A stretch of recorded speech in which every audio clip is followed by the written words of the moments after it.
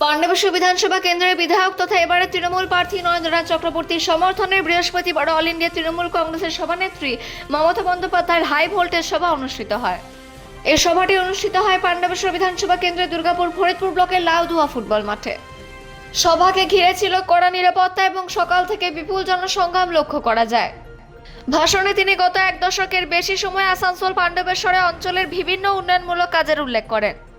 পাশাপাশি কেন্দ্রীয় সরকারকে একাধিক ইস্যুতে আক্রমণ করেন, যার মধ্যে ছিল গ্যাসের দাম বৃদ্ধি, নাগরিক তালিকা সংক্রান্ত সমস্যা এবং সরকারি সংস্থাগুলির বেসরকারীকরণের অভিযোগ। এ সময় বক্তব্য রাখতে গিয়ে তিনি বলেন, আমি পাণ্ডবেশ্বর থেকে নির্বাচনী প্রচার শুরু করছি। এটা পাণ্ডব আর কৌরবের লড়াই। পাণ্ডব তৃণমূল কংগ্রেস আর কৌরব দল বিজেপি। এই কৌরবের দলকে পশ্চিমবঙ্গ থেকে তাড়াতে হবে।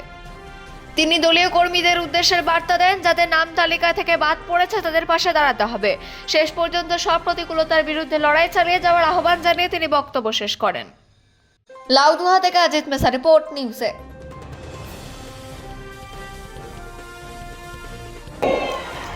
हम उसको हमारा अभिनंदन करने चाहूंगी कि इतना धूप में, इतना कष्ट में, इतना तकलीफ उठाके आप लोगों ने खदान से कोयला तुलता है, लेकिन इसको मुनाफा और कोई ले जाता है।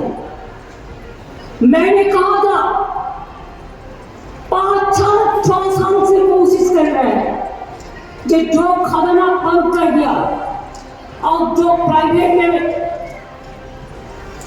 चालान हो रहा है, आप स्टेट गवर्नमेंट का साथ मिलके एक प्लान करो तो अनऑफिशियल जो है हम ऑफिशियल करके उसको अच्छा से देखभाल कर सकता है, और जो हमारा मजदूर भाई बहन है उसको भी कोई दिक्कत ना हो, उसका परिवार को कोई दिक्कत ना हो। इसके लिए हमका प्रपोजल बहुत दिन से किया है, लेकिन ये लोग नहीं करता। ये लोग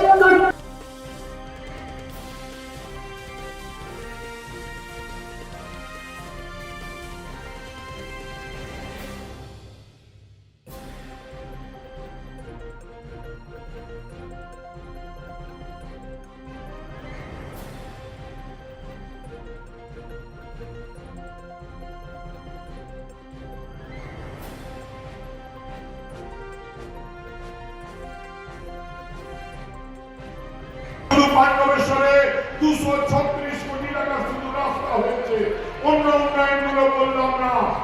আর এরা শুধু উৎসাহ করে যাচ্ছে, তখন আমাকে আবার তৃণমূল জিতবে বাংলা, যতই করো হামলা তৃণমূল জিতবে বাংলা।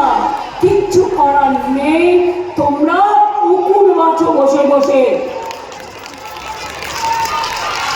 আর আমাদের কাজ করতে দাও, কাজ করাটাই আমাদের কাজ।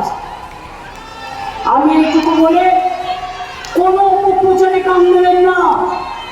যাদের কোনো কাজ নেই, মিথ্যে কথা বলে, কাজ করে না, কুৎসা করে, অপপ্রচার করে। আর আপনারা জানেন দেউচা পাত্রীতে 1 লক্ষ লোকের চাকরি হবে, তৈরি হচ্ছে। এখানে সেল কোম্পানি 25,000 কোটি টাকা বিনিয়োগ করছে, জেল কোম্পানি করছে। এখানে আমাদের কত ইন্ডাস্ট্রিয়াল পার্ক তৈরি হচ্ছে, 6টা ইকোনমিক করিডোর হচ্ছে, যা একেবারে বর্ধমান, বাঁকুড়া, পুরুলিয়া থেকে শুরু করে কলকাতা সব জায়গায় আগামী দিন Bengal is the industrial destination.